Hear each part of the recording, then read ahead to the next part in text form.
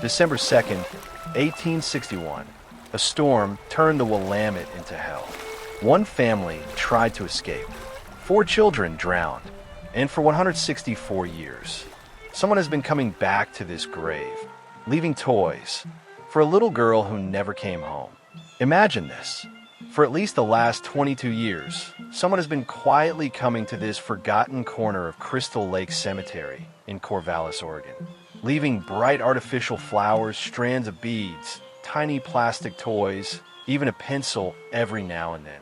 No name, no note, just quiet, child-sized gifts laid gently on a grave for a little girl who drowned 164 years ago. The truth behind them will stay with you forever. Meet Abel and Elizabeth George, young, in love, and fearless. 1849, married in Ohio. They wave goodbye to civilization and join a wagon train rolling 2,500 miles west. They settle on an island right in the middle of the Willamette River, near Corvallis. 4 kids soon follow, Mary 12, Anna 11, Abel Jr 7, and a baby. Life is hard, but it's theirs. They're ready for everything the frontier can throw at them, except what the river is about to do. Winter 1861. Record rains turn the Willamette into a beast. Their island disappears under the flood. Abel and Elizabeth throw the kids into a tiny skiff, one frantic dash to safety. Halfway across, the boat flips. People on the bank scream, throw ropes, drag the parents out alive. But the current takes all 4 children, 12, 11, 7, and a baby. Gone in minutes. This is Annie George, 11 years, 8 months, and 1 day old. The stone says 1860. It's wrong. It happened December 2nd, 1861. In the chaos of grief, even the year was carved wrong. But look at what's really here. Bright plastic flowers that never fade, strands of colorful beads, a pencil, 2 glow stick bracelets, a little keychain with an owl charm, and a hairband, just the kind of treasures an 11-year-old girl would love. A neighbor who has lived in Corvallis for 22 years has watched these childlike gifts appear the entire time, and has no idea who keeps leaving them. Whoever it is, they still treat Annie like an 11-year-old who might walk over and play. Crystal Lake Cemetery itself was forged in the fires of frontier loss, just like Annie's story. Founded in 1850 on Joseph Alexander's donation claim, when he buried his first wife, Sarah, right here on the river's edge. By 1860, as more pioneers fell to fever, childbirth, and the untamed wilds, Alexander deeded the land to the Corvallis Masonic Lodge. It became a sanctuary amid the mud and peril, a garden cemetery built outside of towns and park-like settings. These cemeteries became places where people could stroll and enjoy nature, as well as visiting the graves of their friends and relatives. But the 1861 flood tested it cruelly.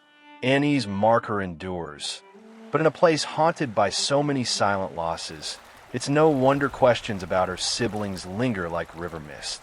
4 children drowned, but only 1 grave. What happened to the others? The tragic drowning raced 2,500 miles back to Ohio. One newspaper called it a lamentable and heart-rending occurrence. Abel's elderly mother broke down when she learned every grandchild was gone, taken not by war or sickness, but by water. Abel and Elizabeth's grief didn't break them. It reshaped them into living legends of the Northwest. Their son, William, arrives in 1862, their first light after the flood, a boy born amid the receding waters, named perhaps for the valley's wild heart. Mabel follows in 1864, a girl with her mother's unyielding gaze. These two became the thread holding the family to Oregon's soil, even as whispers of the flood faded into pioneer lore. Years later, Abel and Elizabeth moved north to Ferndale, Washington, far from the Willamette River. Abel passed away in 1906. Elizabeth lived until 1910. The local paper, the Ferndale Record, remembered Elizabeth not for her loss, but her triumph. Elizabeth George was among the first to plant the flag on the Pacific coast. She had spent 65 years of pioneer life in the Great Northwest. Wild and weird and full of hardships, dangers and deprivations were the early days of her life on this coast. The memoirs of her life, if properly kept, would form an interesting page in the history of our country. Yet many questions still hang in the air, unanswered after 164 years. 4 young children were swept away that terrible day. But here in Crystal Lake Cemetery stands only one small tombstone.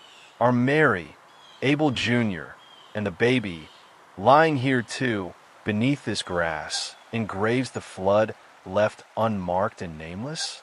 Or did the river carry them to a place no record will ever reveal? Exactly 135 years later, almost to the day, the Willamette rose again. February 1996. The same river that took Annie and her siblings came within inches of swallowing her little stone a second time. If you know anything at all, about where the other 3 rest, please share it in the comments below. I've been thinking a lot about little Annie lately, and about Mary, Abel Jr., and the baby whose name's the river almost erased forever.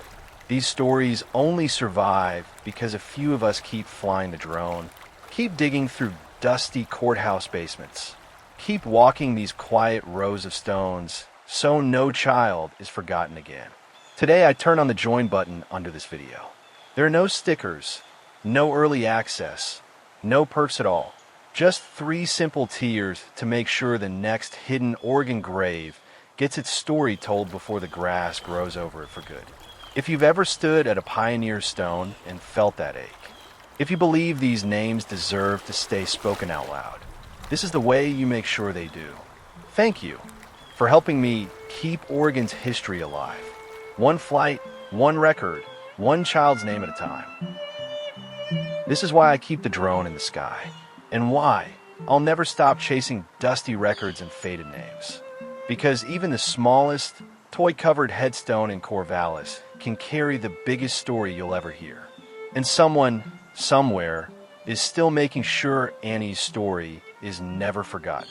If you're the one who's been quietly leaving these gifts all these years, or if you know who is, or if the George family is part of your own, we would be so grateful to hear your story in the comments below. I read every single comment, and this whole community wants to say thank you. If this one touched your heart, hit that like button, subscribe, and turn on notifications. The next Hidden Oregon story is already waiting, and I can't wait to fly it with you. Thanks for coming along today. See you in the next story.